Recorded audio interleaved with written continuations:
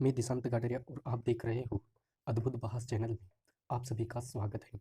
आज हम संविधान के राज्य व्यवस्था जो भारतीय राज्य व्यवस्था के बारे में की बुक को पढ़ेंगे हम, और इसमें निर्वाचन आयोग, निर्वाचन जो चुनाव से संबंधित है उसके नियम कायदे हम पढ़ने का प्रयास करेंगे। सिर्फ हम स्टडी करेंगे, बाकी समझाने के प्रयास नहीं करेंगे, क्योंकि 2 से 3 पेज है तो इसको थोड़ा लंबा हो जाएगा, तो हम सिर्फ पढ़ेंगे इसको। निर्वाचन यह भारतीय संविधान के भाग 15 में अनुच्छेद 324 से 329 खंड क तक निर्वाचन संबंधी उपबंधों का वर्णन किया गया है। संविधान के अनुच्छेद 54 एवं 66 के अधीन क्रमशः राष्ट्रपति एवं उपराष्ट्रपति के निर्वाचन की प्रक्रिया का वर्णन किया गया है, परंतु संघ एवं राज्य विधानमंडलों के निर्वाचन की प्रक्रिया विधान द्वारा बनाई जाने हेतु छोड़ दी गई। निर्वाचन के बारे में पढ़ेंगे हम। संविधान में निर्वाचन से संबंधित कुछ सिद्धांत निहित है जो निम्नलिखित है। अनुच्छेद 325 के अनुसार संविधान में सांप्रदायिक पृथक अथवा विशेष प्रतिनिधित्व हेतु कोई प्रावधान नहीं है। संसद के प्रत्येक सदन अथवा किसी राज्य विधानमंडल के लिए निर्वाचन हेतु प्रत्येक प्रादेशिक निर्वाचन क्षेत्र में एक साधारण मतदाता सूची होगी तथा केवल धर्म, मूल वंश, जाति, लिंग अथवा इनमें से किसी के आधार पर कोई व्यक्ति मतदाता सूची में सम्मिलित किए जाने हेतु अपात्र नहीं होगा। अनुच्छेद 326 के अनुसार निर्वाचन वयस्क मताधिकार के आधार पर होंगे, अर्थात भारत का प्रत्येक नागरिक जो 18 वर्ष से कम आयु का नहीं है उसे मतदान में भाग लेने का अधिकार प्राप्त होगा। अनुच्छेद 327 के अनुसार संसद को विधायी शक्ति प्रदान की गई है, जिसके अनुसार वह संसद के प्रत्येक सदन अथवा किसी राज्य विधानमंडल के सदन अथवा कि उसके प्रत्येक सदन के निर्वाचनों से संबंधित सभी मामलों के संबंध में कानून बना सकती है।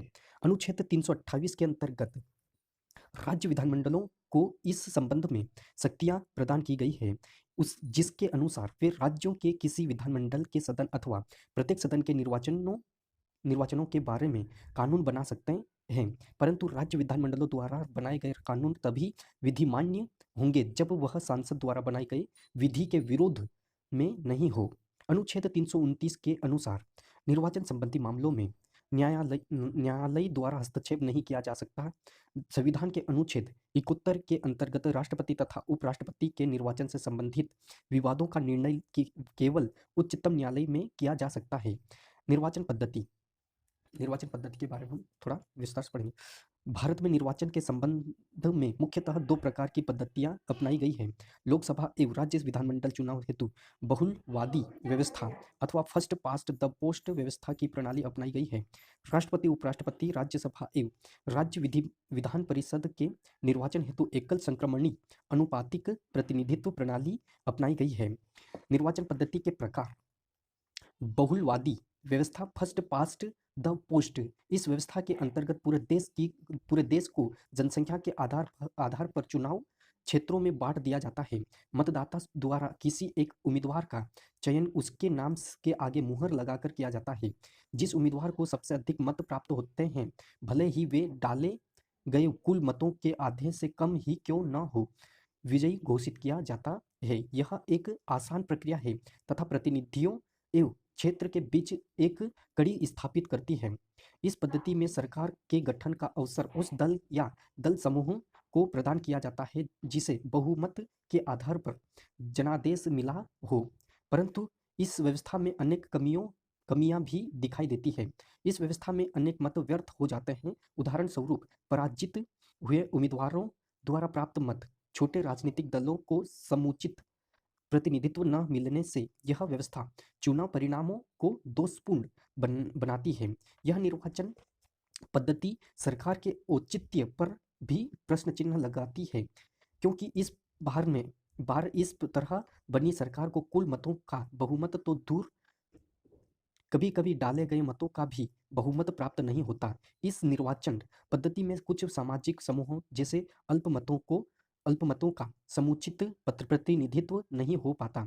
इस सीमाओं के बावजूद यह निर्वाचन पद्धति ब्रिटेन एवं भारत सहित कई देशों में काफी लोकप्रिय है। बहुमत प्रणाली, द्वितीय मत अथवा वैकल्पिक मती प्रणाली।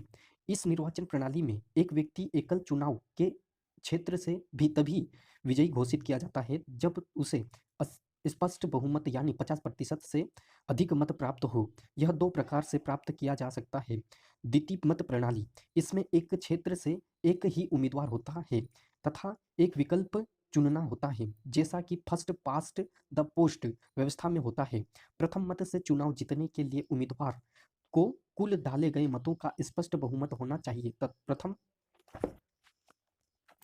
मतों की गणना में किसी उम्मीदवार को स्पष्ट बहुमत न मिलने की स्थिति में सबसे अधिक मत प्राप्त करने वाले दो उम्मीदवारों में दोबारा मतदान होता है। द्वितीय मत प्रणाली मुख्यतः फ्रांस में प्रचलित है। वैकल्पिक मत प्रणाली, इस निर्वाचन पद्धति में एक सदस्यीय चुनाव क्षेत्र होते हैं। मत की प्राथमिकताओं को तय किया जाता है। मतदाता अपनी प्राथमिकताओं का क्रम प्रथम या द्वितीय या इसी क्रम से तय करते हैं। विजयी उम्मीदवार को कुल डाले गए मतों का कम से कम 50% प्राप्त होना चाहिए। किसी भी उम्मीदवार को पहली प्राथमिकता के 50% मत नहीं मिलने की स्थिति में न्यूनतम मत प्राप्त उम्मीदवार को हटाकर उसकी द्वितीय प्राथमिकता के मत अन्य संबंधित उम्मीदवारों में बांट दिए जाते हैं। यह क्रम तब तक चलता रहता है जब तक कोई उम्मीदवार कुल डाले गए मतों का बहुमत प्राप्त न कर ले। भारत में राष्ट्रपति एवं उपराष्ट्रपति के निर्वाचन हेतु मत प्रणाली अपनाई गई है।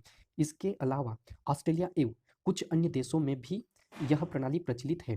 अनुपातिक प्रतिनिधित्व प्रणाली, इस निर्वाचन प्रणाली के सिद्धांतों के अनुरूप संसद या राज्य विधायिकाओं में राजनीतिक दलों को उनके प्राप्त मतों के अनुपात में सीटें प्राप्त होती है। अनुपातिक प्रतिनिधित्व प्रणाली में सभी राजनीतिक दल या हित समूह अपने मतदाताओं के अनुपात में प्रतिनिधित्व करते हैं। यह दो प्रकार से किया जाता है। एकल हस्तांतरण मत प्रणाली, इस निर्वाचन प्रणाली में बहुसदस्यीय चुनाव क्षेत्र होते हैं। एक क्षेत्र में जितनी सीटें होती है, राजनीतिक दल उतने ही उम्मीदवार चुनाव के लिए उतार सकते हैं। मतदाता वैकल्पिक मती प्रणाली की तरह प्राथमिकता तय करते हैं तथा वह उम्मीदवार विजयी होता है जिसके द्वारा एक निश्चित कोटा प्राप्त कर लिया जाता है। यह निम्नलिखित फार्मूले के आधार पर तय किया हुआ न्यूनतम मत है जो क्षेत्र के लिए निर्धारित संख्या में उम्मीदवार के निर्वाचन के लिए आवश्यक है। यह कोटा इस प्रकार निकाला जाता है। कोटा बराबर कुल डाले गए मतों की संख्या बटे में कुल सीटें जिन्हें भरा जाना है प्लस 1, जो दोनों के प्लस कर देंगे हम 1।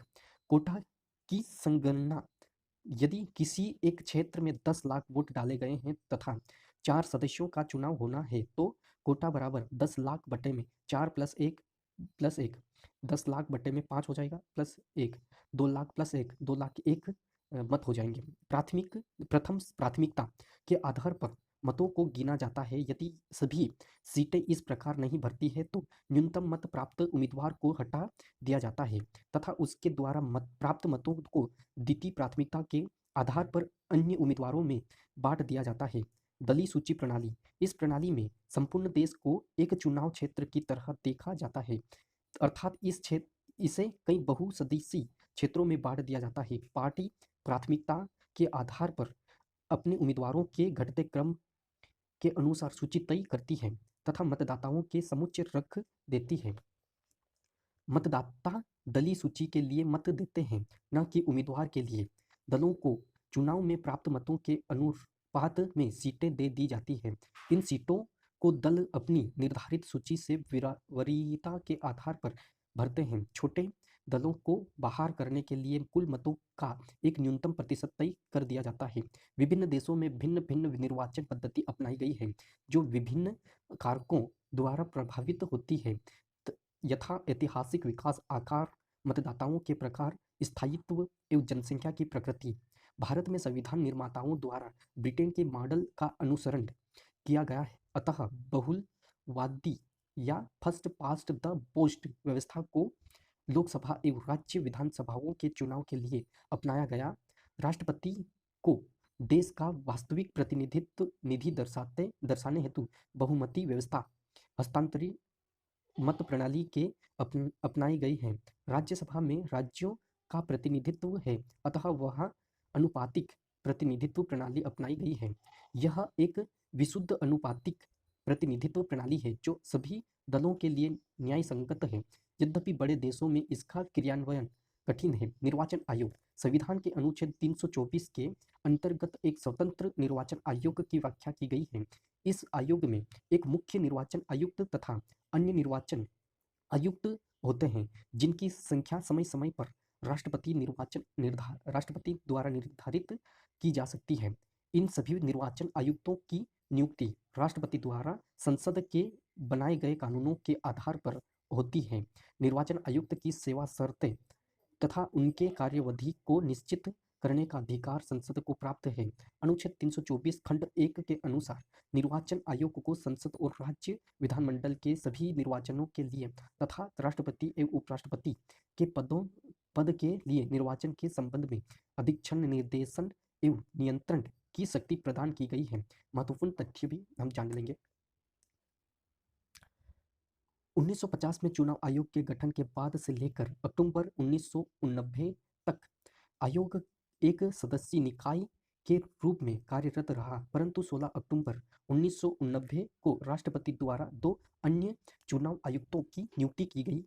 यद्यपि इन दोनों चुनाव आयुक्तों का पद 1 जनवरी 1990 को समाप्त कर दिया गया था, परंतु पुनः 1 अक्टूबर 1993 को राष्ट्रपति द्वारा अन्य 2 चुनाव आयुक्तों को नियुक्त किया गया। साथ ही साथ कानून में संशोधन के द्वारा यह व्यवस्था भी की गई कि मुख्य चुनाव आयुक्त एवं अन्य आयुक्तों की शक्तियां उनके वेतन भत्ते एवं अन्य सेवा शर्त भी समान होगी।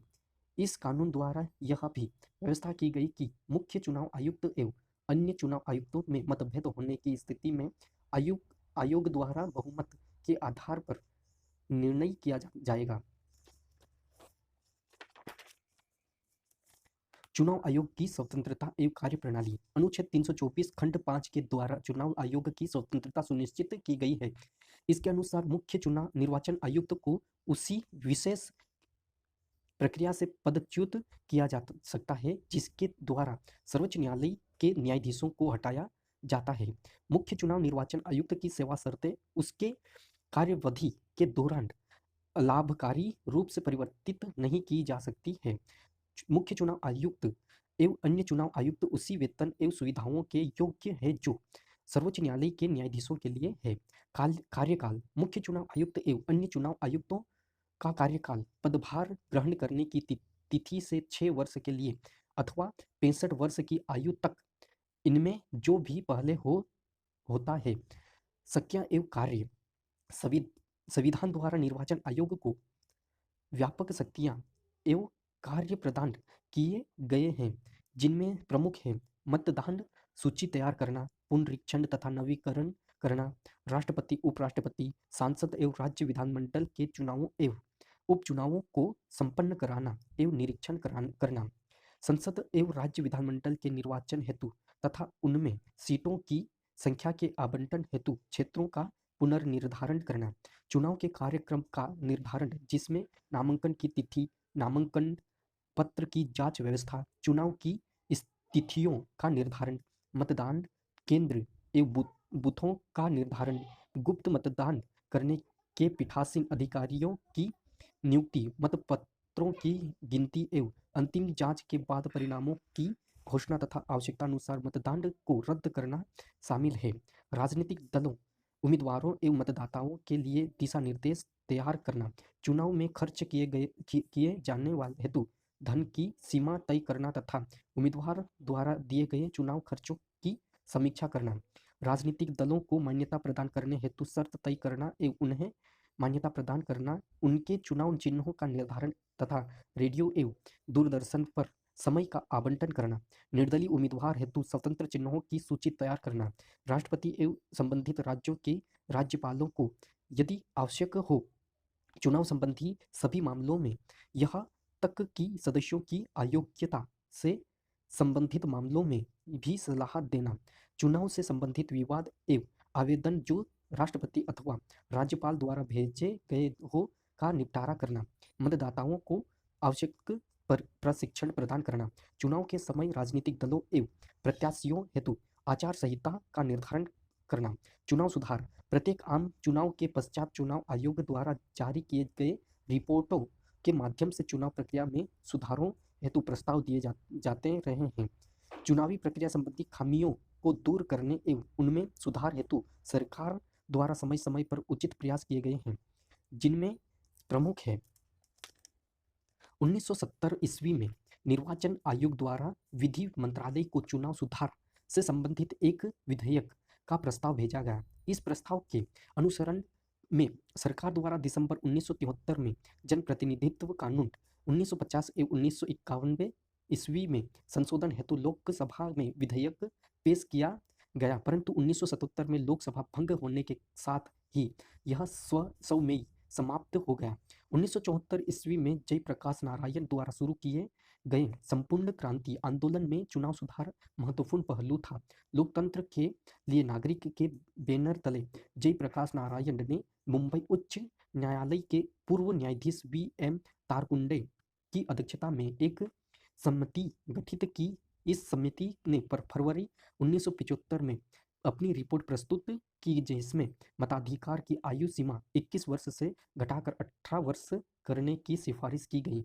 61वें संविधान संशोधन अधिनियम 1989 द्वारा अनुच्छेद 324 में संशोधन कर मताधिकार की आयु 21 वर्ष से घटाकर 18 वर्ष कर दी गई। 1990 ईस्वी में राष्ट्रपति मोर्चा सरकार द्वारा तत्कालीन विधि एवं न्याय मंत्री दिनेश गोस्वामी की अध्यक्षता में एक समिति का गठन किया गया। इस समिति द्वारा मतदान हेतु इलेक्ट्रॉनिक मशीनों के उपयोग, सीटों के आरक्षण हेतु चक्रानुक्रम पद्धति आदि के संबंध में सिफारिश की गई। 1990 में जनप्रतिनिधित्व कानून में संशोधन कर मतदान में इलेक्ट्रॉनिक वोटिंग मशीन के प्रयोग हेतु प्रावधान किया गया। अक्टूबर 2003 में एक अधिसूचना के द्वारा लोकसभा के उम्मीदवारों के लिए चुनाव खर्च सीमा को 15 लाख से बढ़ाकर 25 लाख कर दिया गया। राज्य विधानसभा चुनाव के संबंध में यह सीमा 10 लाख है। चुनाव कानून संशोधन अधिनियम 2003 द्वारा सैन्य कर्मियों को चुनाव में प्रॉक्सी मतदान का अधिकार प्राप्त किया गया।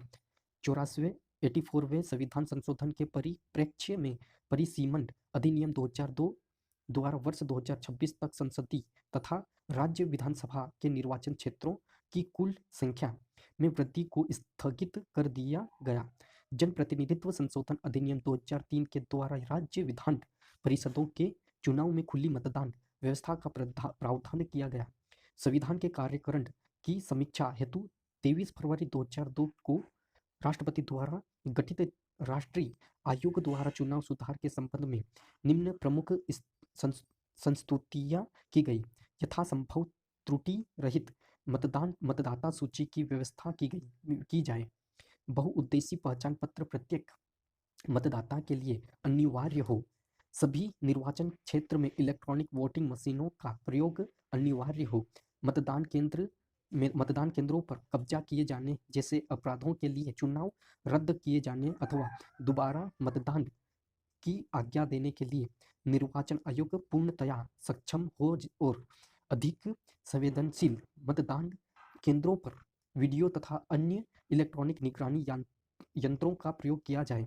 कुछ और सिफारिशें जिन पर तुरंत विधायी कार्यवाही की आवश्यकता है वे है चुनाव अभियान के बीच सांप्रदायिक अथवा जाति भेदभाव फैलाने के लिए अनिवार्य कारावास की सजा तथा सदस्यता के लिए अयोग्य घोषित किए जाने का प्रावधान हो।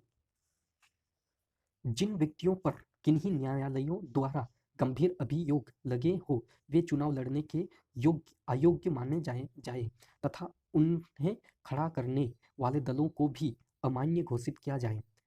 जघन्य अपराधों के लिए दोषी पाए गए व्यक्तियों को जीवन भर के लिए निर्वाचित पदों के लिए अयोग्य करार दिया जाए। निर्वाचन संबंधी याचिकाओं पर तथा निर्वाचनों में उम्मीदवारों और अन्य राजनीतिज्ञों के विरुद्ध मामलों का तेजी के साथ निपटारा करने की व्यवस्था हो।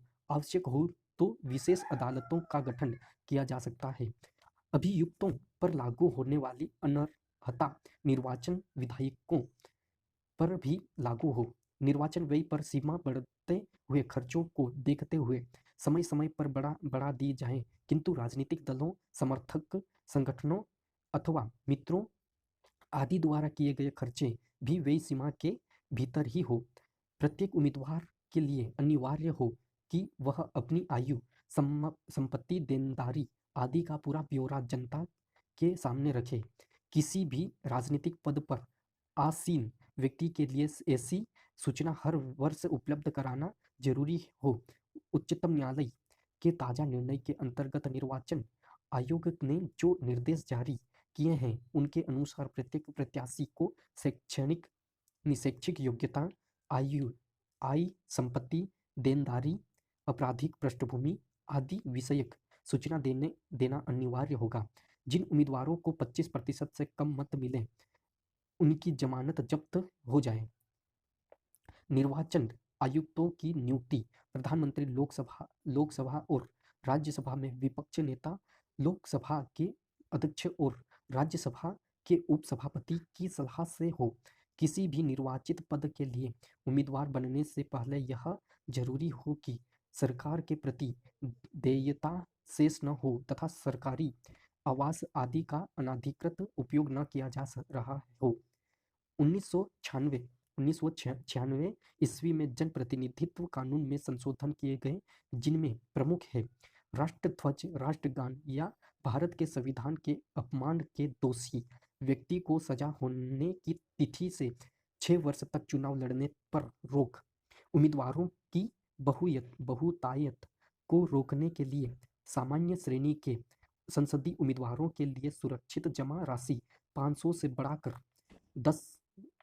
बढ़ाकर 10,000 तथा अनुसूचित जाति एवं अनुसूचित जनजाति के उम्मीदवारों के लिए यह राशि 250 से बढ़ाकर 5,000 कर दी गई। इस प्रकार राज्य विधानसभा के चुनाव के लिए इसे 250 से 5,000 सामान्य श्रेणी के लिए तथा 125 से बढ़ाकर 2,500 अनुसूचित जाति एवं अनुसूचित जनजाति के उम्मीदवारों के लिए कर दिया गया। इसके साथ ही यह भी प्रावधान किया गया कि संसदीय विधानसभा के उम्मीदवार के नामांकन पत्र पर यदि वह उम्मीदवार किसी राष्ट्र या राज्य स्तरीय दल का नहीं है तो उस क्षेत्र के कम से कम 10 मतदाताओं का समर्थन हो।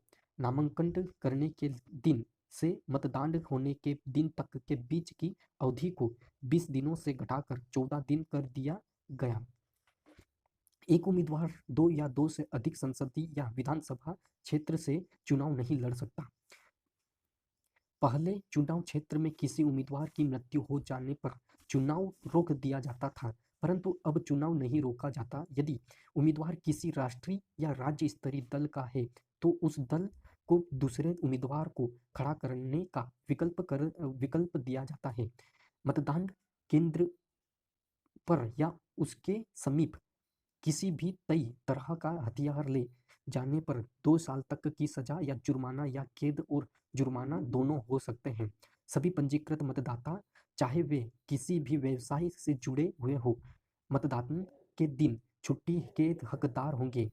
चुनाव समाप्त होने के दिन से 48 घंटे की अवधि तक शराब या अन्य कोई भी नशीले पदार्थ न तो बेचे जा सकते हैं, न ही वे होटलों में उपलब्ध होंगे। यदि सदन का समय 1 वर्ष से ज़्यादा बाकी हो तो संसद या राज्य विधानसभा के उपचुनाव 6 महीने के भीतर करा लिए जाएंगे। 1997 में राष्ट्रपति एवं उपराष्ट्रपति के चुनाव संबंधी नियमों में भी परिवर्तन किया गया। राष्ट्रपति के चुनाव लड़ने वाले उम्मीदवार के प्रस्तावक एवं समर्थकों की संख्या 10 से बढ़ाकर 50 कर दी गई है। उपराष्ट्रपति के लिए 5 से बढ़ाकर 20 कर दी गई। दोनों ही पदों के लिए सुरक्षित जमा राशि को 2,500 से बढ़ाकर 15,000 कर दी गई। परिसीमन आयोग के बारे में पढ़ लेंगे। 84वें संविधान संशोधन अधिनियम 2001 के परिप्रेक्ष्य में परिसीमन अधिनियम 2002 के द्वारा 12 जुलाई 2002 को न्यायमूर्ति कुलदीप सिंह की अध्यक्षता में परिसीमन आयोग का गठन किया गया। मुख्य निर्वाचन आयुक्त एवं अन्य निर्वाचन आयुक्त इसके पदेन सदस्य थे। चुनाव आयोग के सचिव परिसीमन आयोग के पदेन सचिव थे। आयोग का प्रमुख कार्य लोकसभा एवं राज्य विधानसभाओं हेतु निर्वाचन क्षेत्रों का पुनर्निर्धारण करना तथा अनुसूचित जाति एवं जनजाति की संशोधन सीटों को 2001 की जनगणना के आधार पर पुनर्निर्धारित करना था। प्रारंभ में परिसीमन अधिनियम 2002 के तहत परिसीमन हेतु 1991 की जनगणना को आधार मानना था, परंतु परिसीमन संशोधन अधिनियम 2003 के तहत 2001 की जनगणना को आधार वर्ष माना गया। आयोग द्वारा अनुसूचित जाति एवं जनजाति हेतु आरक्षित निर्वाचन सीटों की संख्या 119 से बढ़ाकर 132 कर दी गई। क्विक डाइजेस्ट के बारे में हम थोड़ा विस्तारित पढ़ लेंगे। जनप्रतिनिधित्व संशोधन विधेयक 2009 द्वारा संसदीय निर्वाचन हेतु जमानत राशि सामान्य उम्मीदवारों के लिए 10,000 से बढ़ाकर 25,000 तथा अनुसूचित जाति एवं जनजाति के उम्मीदवारों के लिए 5,000 से बढ़ाकर 12,500 कर दी गई तथा विधानसभा चुनाव हेतु यह राशि सामान्य उम्मीदवारों के लिए 5,000 से बढ़ाकर 10,000 तथा अनुसूचित जाति एवं जनजाति के उम्मीदवारों के लिए 2,500 से। चुनाव संबंधी कानून। जनप्रतिनिधित्व कानून 1950, जनप्रतिनिधित्व कानून 1951, राष्ट्रपति एवं उपराष्ट्रपति अधिनियम 1952, मतदाता पंजीकरण अधिनियम 1960, चुनाव के नियमों का पालन 1961, केंद्र शासित प्रदेश अधिनियम 1963, चुनाव चिन्ह आदेश 1968। जनप्रतिनिधित्व कानून 1950 एवं 1951 में राज्य एवं जिला चुनाव क्षेत्र स्तर पर चुनाव की प्रक्रिया को संपन्न कराने तथा मतदाता सूची को तैयार करने एवं उसमें संशोधन हेतु विस्तृत प्रावधान किए गए हैं। जनप्रतिनिधित्व कानून 1950 वास्तव में मतदाता सूची की तैयारी से संबंधित है। जनप्रतिनिधित्व कानून 1951 में चुनाव को संपन्न कराने की वैधता, चुनाव के दौरान शांति व्यवस्था कायम रखने तथा नागरिक सेवाओं की निष्पक्षता बनाए रखने हेतु प्रावधान किए गए हैं। भारत के मुख्य निर्वाचन आयुक्त नाम और पद अवधि सुकुमार सेन 21 मार्च 1950 से 19 दिसंबर 1958 तक रहे। के सुंदरम 20 दिसंबर 1958 से 30 सितंबर 1959। SP सेन वर्मा 1 अक्टूबर 1959 से 30 सितंबर 1972। डॉक्टर नागेंद्र सिंह 1 अक्टूबर 1972 से 6 फरवरी 1973। टी स्वामीनाथन 7 फरवरी 1977 से 17 जून 1977। SL सकधर 18 जून 1977 से 17 जून 1992। RK त्रिवेदी 18 जून 1982, 31 दिसंबर 1985। RVS परी शास्त्री 1 जनवरी 1986 से 25 नवंबर 1990। श्रीमती VS रमा देवी 26 नवंबर 1990 से 11 दिसंबर 1990। TN सेशन 12 दिसंबर 1990 से 11 दिसंबर 1996। MS गिल 12 दिसंबर 1996 से 13 जून 2001। JM लिंगदो 14 जून 2001 से 7 फरवरी 2004। TS कृष्णमूर्ति 8 फरवरी 2004 से 15 मई 2005। BB टंडन 16 मई 2005 से 29 जून 2006। N गोपाल स्वामी 30 जून 2006 से 20 अप्रैल 2009। नवीन चावला 21 अप्रैल 2009 से 29 जुलाई 2010। SY कुरैशी 30 जुलाई 2010 से अभी तक। सर्वाधिक वोट पाने वाले की जीत और समानुपातिक प्रतिनिधित्व चुनाव व्यवस्था की तुलना। सर्वाधिक वोट पाने वाले की जीत, समानुपातिक प्रतिनिधित्व। पूरे देश को छोटी भौगोलिक इकाइयों में बांट देते हैं, जिसे निर्वाचन क्षेत्र या जिला कहते हैं। हर निर्वाचन क्षेत्र से केवल एक प्रतिनिधि चुना जाता है। मतदाता प्रत्याशी को वोट देता है। पार्टी को प्राप्त वोटों के अनुपात से अधिक या कम सीटें विधायिका में मिल सकती है। विजयी उम्मीदवार को जरूरी नहीं कि वोटों का बहुमत 50% प्लस 1 मिले। उदाहरण यूनाइटेड किंगडम और भारत। किस समानुपातिक प्रतिनिधित्व। किसी बड़े भौगोलिक क्षेत्र को एक निर्वाचन क्षेत्र मान लिया जाता है। पूरा देश एक निर्वाचन क्षेत्र गिना जा सकता है। एक निर्वाचन क्षेत्र से कई प्रतिनिधि चुने जा सकते हैं। मतदाता पार्टी को वोट देता है। हर पार्टी को प्राप्त मत के अनुपात में विधायिका में सीटें प्राप्त होती है। विजयी उम्मीदवार को वोटों का बहुमत प्राप्त होता है। उदाहरण इजराइल और नीदरलैंड। यह आपने निर्वाचन के बारे में पढ़ा है। यह सभी पूरे नियम और कायदे दिए गए हैं। ये अपनी किताब है मैकबुक। भारतीय राज्य व्यवस्था सिविल सेवा प्रारंभिक परीक्षा CSAT राज्य लोक सेवा आयोग तथा अन्य परीक्षाओं के लिए उपयोगी है। यह अरिहंत की है। और भारतीय राजतंत्र और शासन विगत वर्षों के हल प्रश्न पत्र संविधान राजनीतिक प्रणाली पंचायती राज लोक नीति अधिकारों संबंधी मुद्दे 600 से अधिक वस्तुनिष्ठ प्रश्न भी का संग्रहण है। ये बुकें हैं इस टाइप से।